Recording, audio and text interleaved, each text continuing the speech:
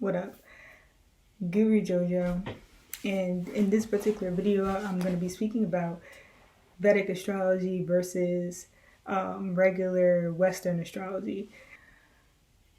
Western astrology, right? Western astrology follows the tropical system for the most part. The tropical system, it follows the seasons and whatnot. So, how we have,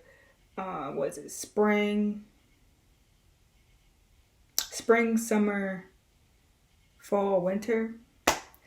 And I don't know why I just had to think about that.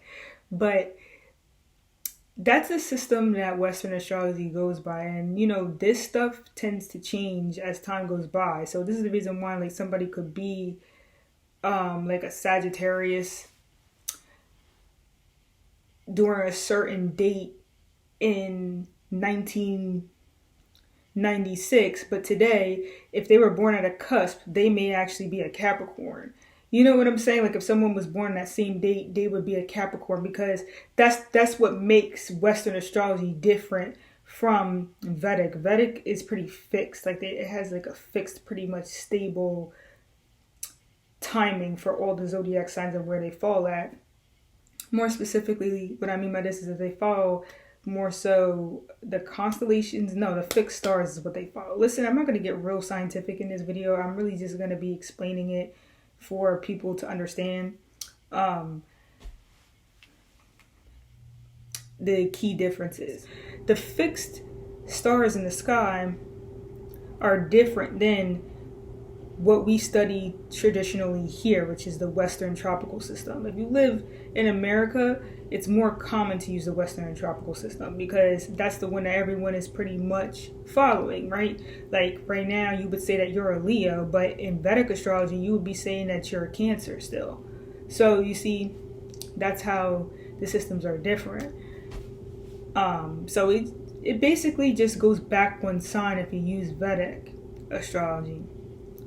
The thing is that, in my opinion, you should choose whatever you want, but you should choose it by the way that things are structured wherever you live, wherever your environment is. Like, for example, here in New Jersey, which I've mentioned, I know a lot, but it's going to make sense as to why I'm mentioning it.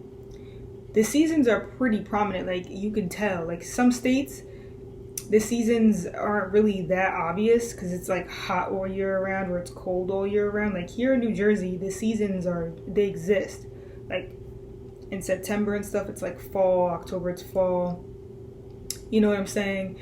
Right now, it's summer and it's like the hottest time of the year. So with that being said, the tropical system makes a little bit more sense for me because I understand the astrological signs through that notion. Like I understand Aries is about springing up, starting something, and Aries is in the season of spring, so it just makes sense.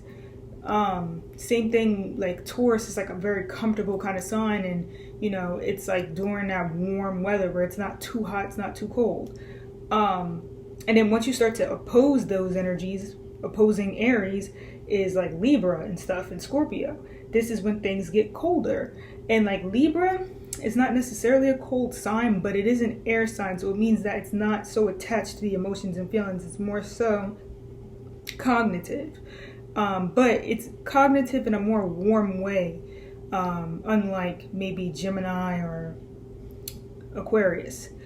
So, because it's trying to relate to others, whereas the opposition, Aries, is all about the self. It's trying to relate to itself. So,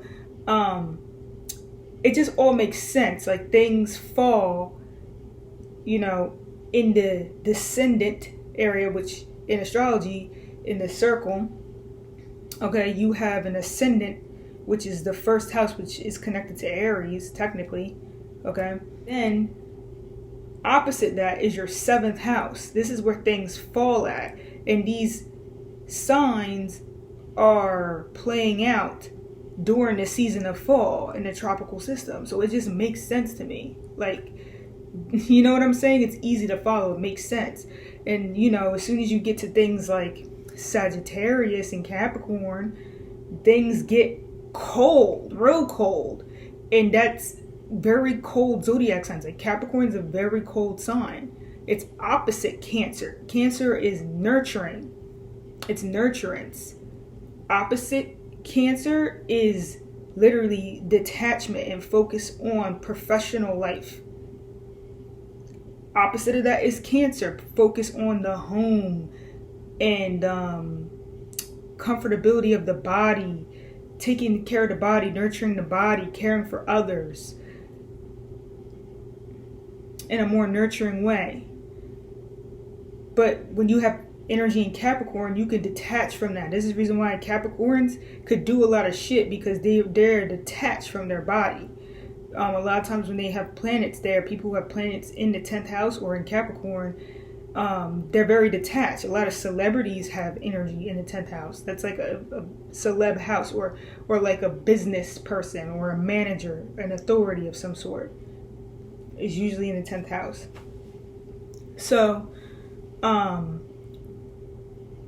or it can just be like a Capricorn type of person or something. That doesn't matter. My point being is, like, think about it. Those type of people, they have to do certain things. Like, people are depending on them. So a lot of times they don't have time for things like self-care. Like, this is the type of people, they're eating while they're driving. So they may have crumbs in their car or something like that. Because it's like time. Capricorn's all about time, and it's like, but it's like limited time. Like, your time is limited. So you see, that's why it's like professional life and stuff, because a lot of times these are people who own stuff or something like that, or who may have a particular status and reputation. I'm getting too much into details as it relates to this video, but my point is that this is a cold energy as a result. It's very cold. It's brick. It's like that brick energy I mentioned. People go outside in the winter, it's really cold, where they say it's brick out here. That's Capricorn. Capricorn is all about building things, right? People have like brick houses and stuff. Those are more expensive houses. You see, it all makes sense. So that's what's in the winter. Sagittarius too is a detached fire sign. So, and those are all in the winter, and then when you start to get to things like Aquarius, still a very cold sign. It's like blizzard energy and stuff, or just like heavy winds and stuff. You know what I'm saying? And then when you get to Pisces is a pretty detached sign too, to be completely honest. But Pisces has the option to be attached or detached, whereas Capricorn and stuff, they don't really have a choice. Like, it just happens to be detached. Pisces, they can like choose whether or not to be, because remember, the two fishes are opposing each other. So that's what Pisces, it represents like the different directions that you can go in. So, and it just, it all makes sense. Like, right in the Pisces season, spring is coming about. You're getting ready to enter Aries, which is the start of something, spring. So that's pretty much how the tropical system works. And for me, it's accurate. It works for me. I've also looked into Vedic and sidereal. Sidereal is the same thing. Sidereal just really means it's going by the fixed stars, but the sidereal type, I feel like, is like a way of saying Vedic for people in America, because instead of saying Vedic, because they add the 13th sign and all that stuff, which is a fucus or whatever. So here's the thing. When I was looking into Vedic astrology, in my opinion, I like the descriptions a little bit better when I was reading up on Vedic, like how they explain the different houses and stuff. They have a little bit of a different perspective on it, because at the end of the day, the culture is different in the East, where they typically would use Vedic astrology. The culture is different. Like, the way that they perceive things is different. In the East, they take astrology a little bit more seriously too. Like, we don't really take it seriously. We make these like horoscopes and exaggerate things, for fun. But in the East, they actually take it seriously. Like, they use it towards medical practices and everything. So it's different. is what my point is, and I like those descriptions because they're very helpful. They're helpful for me to understand astrology a little bit better.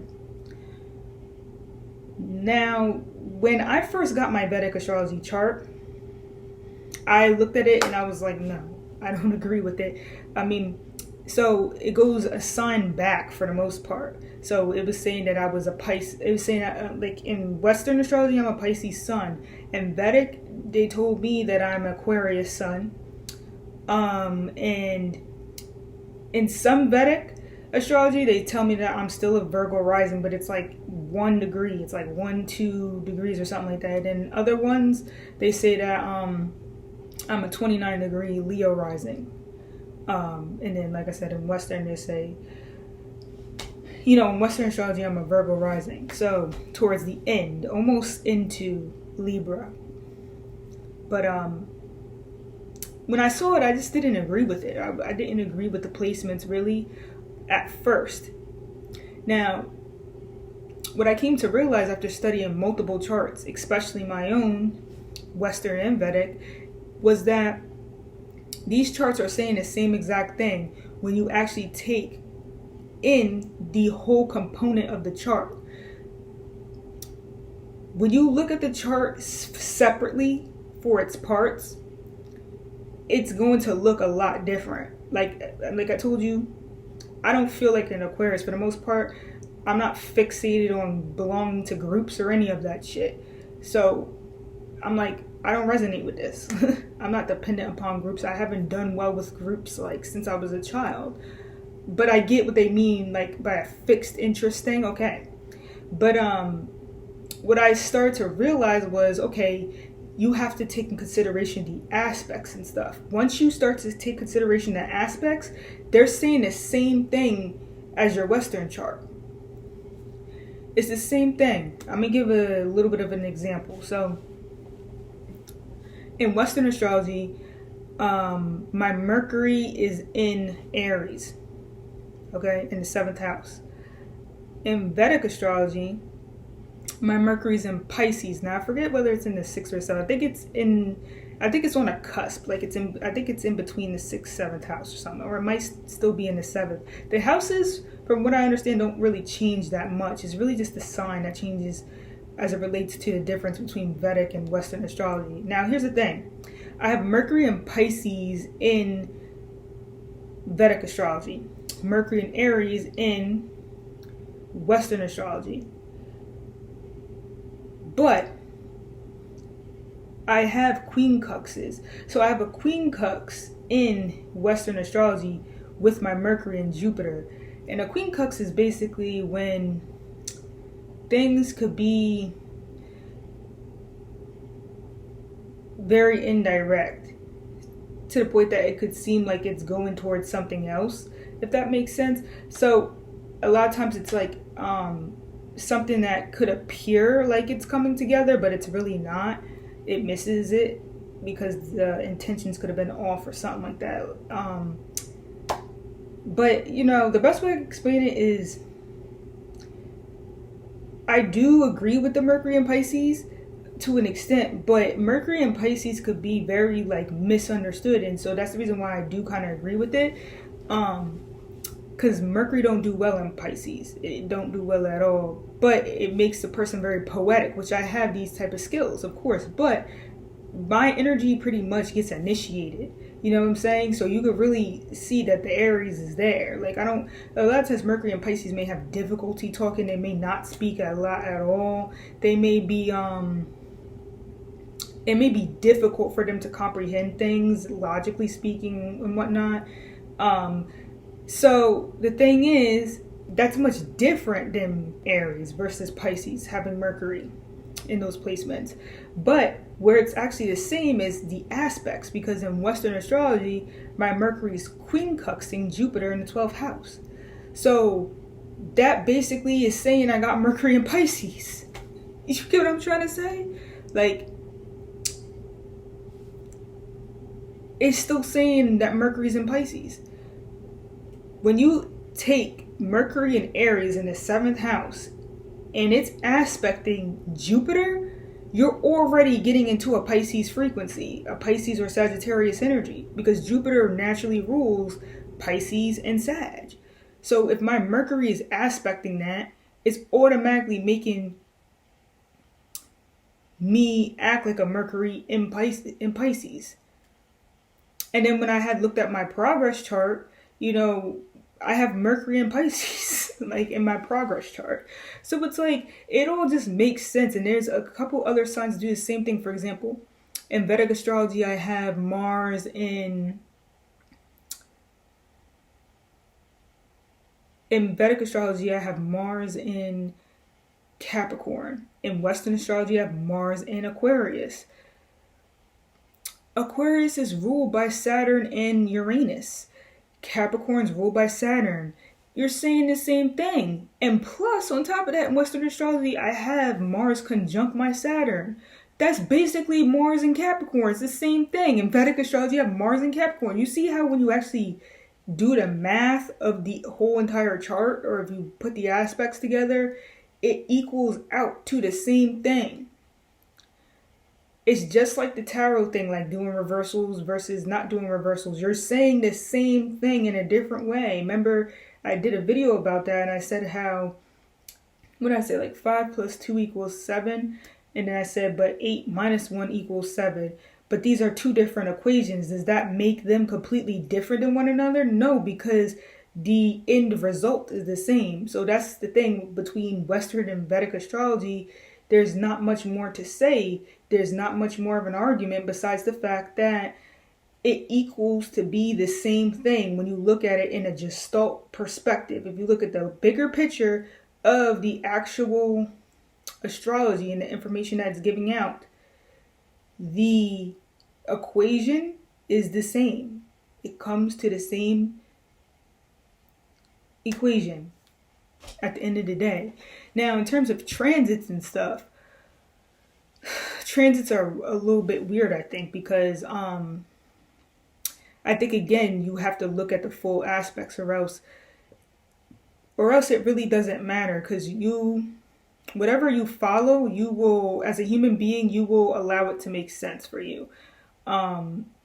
So that's just a psychological thing that I know about human beings anyway. Like, you could trick somebody into something and they'll believe it, and they'll be able to make it make sense. So people will make things make sense to a certain extent, as long as there's some sort of truth to it.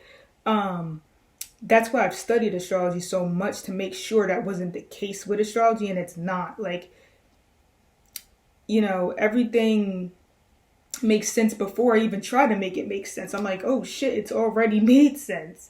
It's not like I'm looking for it to make sense. It's different. But I'm saying, if you follow Vedic astrology, you will be able to make it make sense. I don't know what else to say. Like, for example, I think probably in Vedic astrology, like right now, Jupiter is probably in Sagittarius or something like that. And I don't follow Vedic astrology, so I see Jupiter in Capricorn, to be honest. Like, that's how I'm perceiving things, because to me, there's more benefit, luck, and expansion in the area of people's professional lives and careers. But at the same time, I have such a broad dynamic to perceiving things that I can see Jupiter and Sag too. If I really try, I'm like, okay, if you take the whole equation of the Vedic astrology, especially, not even of just the Vedic astrology, if you take the whole equation of the Vedic astrology, you take the whole equation of the Western astrology, and you look at the bigger picture, okay, specifically as it relates to Jupiter, you will see that it equals the same thing. You know what? I'm actually just gonna prove my point. I'm gonna just prove my point right now, of what I'm trying to say.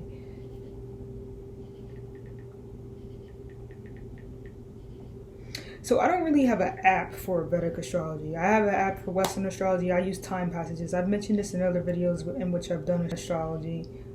Time passages is the app that I used. there's plenty of apps though. You know what I'm saying? There's plenty of good apps. So you know, you could just pick the one you like if you're interested. I don't know an app for Vedic. I just gonna Google it and see if I can find something.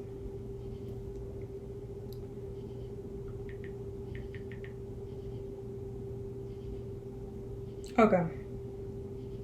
Is this Vedic though? Okay. So, like I said, I'm gonna do it for Jupiter. As far as what I can tell, what I can see right now at this time is that Jupiter is in Sagittarius at 25 degrees, I think it says. So, here's the thing. Where Jupiter's in Sag? Yeah, so Jupiter's in Sag, boom. But it's squaring Mars, because Mars is in Pisces in Vedic astrology at 24 degrees, so squaring Mars technically. So by default, this is already a conflict with other people's visions, beliefs, dreams, faiths. So this is already a conflict with religion and stuff currently at this time. So this could be where people are being more free, taking more risks, being more extravagant, and this could be a conflict with how people may be perceiving them. You know, when people perceive you in a particular light, this could be a conflict right now. Also, too, certain things, certain impulses could be causing people to go after certain things, and they could be like kind of confident in it based upon their belief system, but they got to be careful right now because it may not be what it is. There's a bigger picture that needs to be perceived. So this is according to Vedic astrology through the aspects, considering aspects as well. But in addition to this, let's see, also squaring Neptune, so same thing. Vedic astrology, I meant to mention, they don't really use the outer planet. That's another difference. Western astrology likes to use things like Neptune, Uranus, and Pluto, which are the outer planets, dealing with kind of more out there, far out there stuff. Like astrology is kind of in those planets and stuff, like it represents that those planets. Like the Neptune symbol is technically the psychology symbol because it's dealing with the subconscious mind. But what was I gonna say? That's another key difference. Western astrology likes to use things like Uranus, Pluto, Neptune as co-rulers or secondary rulers. Vedic astrology don't really use that like that. They like to use Rahu and Ketu, which is basically the same thing as the north and south node of the moon.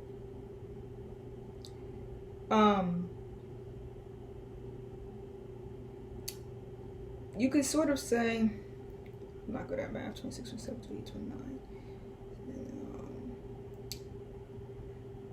Okay, yeah, so also Jupiter's conjunct Saturn as well in Vedic astrology. So with that being said, it's already bringing that Capricorn feel that is being portrayed in Western astrology. Jupiter and Capricorn, boom. Add it up. It's the same thing.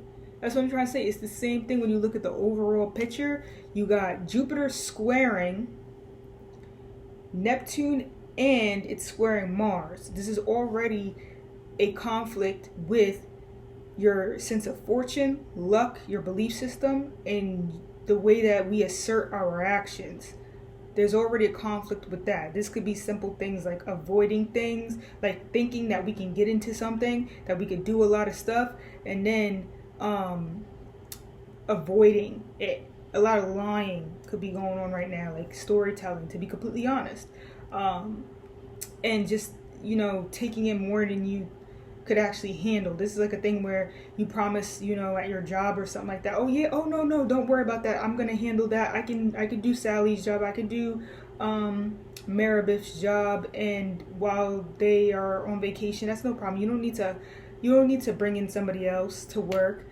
And then when it comes to you having to take on their job, you realize you completely estimated yourself. And that's like a Mars square Jupiter kind of thing, taking on more duties than you can really handle. And then what did I say, it was also square Neptune, and then it's also conjunct Saturn. And then in Western astrology, Jupiter is doing what? That's my time passes in Western astrology, right, which is astrology that we pretty much follow here,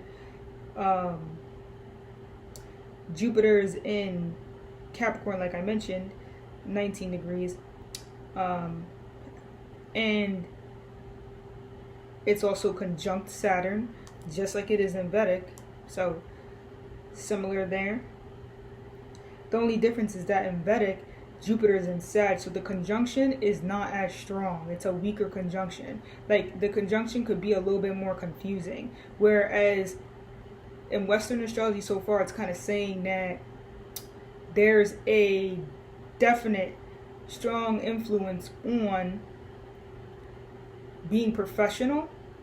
But check this out. I'm going to show you again how it's the same thing. Jupiter's in retrograde. So by default, this is already kind of making us forget, possibly, on how important like structure is, it being organized in some way. I don't know if Jupiter is in retrograde in Vedic astrology. I'm about to check. No, see, Jupiter is not in retrograde. See? So that's where they end up being the same. I hope I'm not throwing people off, but I'm just really trying to show how this is the same thing being expressed in a different way. Like, whenever you put a planet in retrograde, it can always cause a little bit of confusion, forgetfulness, making things undefined in some way. And since in Western astrology, Jupiter's in retrograde, it's already throwing that Neptune field that's going on in the Vedic astrology. It's the same thing. So I don't really want to, like, get too much into it in this particular video, but when you take account the aspects that's going on, it ends up coming to the same broad outlook as to what's going on in the world.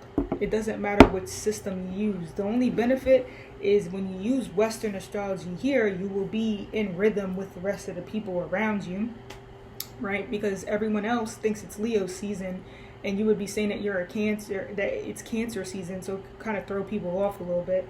But sometimes some people like to be like different than the rest of society in some way, and maybe astrology could be one of those ways.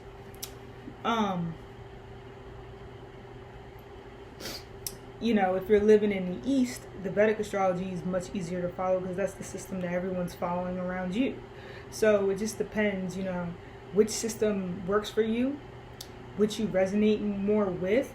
Like I said again, Vedic astrology is more in depth. Like, they take it more seriously. So there's a lot more that goes into it. Like, they have like different charts, like D9 chart and somewhere, I don't even know what any of that stuff is, but they have like specialized charts. Western astrology has it too. Like, they have like horary astrology, which is about predictions. They have like different types of charts too. But the Vedic astrology is on another level. They got like specialized charts. I'm telling you this right now. They got special charts for everything. It's different. And it goes more into detail. So it's just different. So I hope this video was understandable.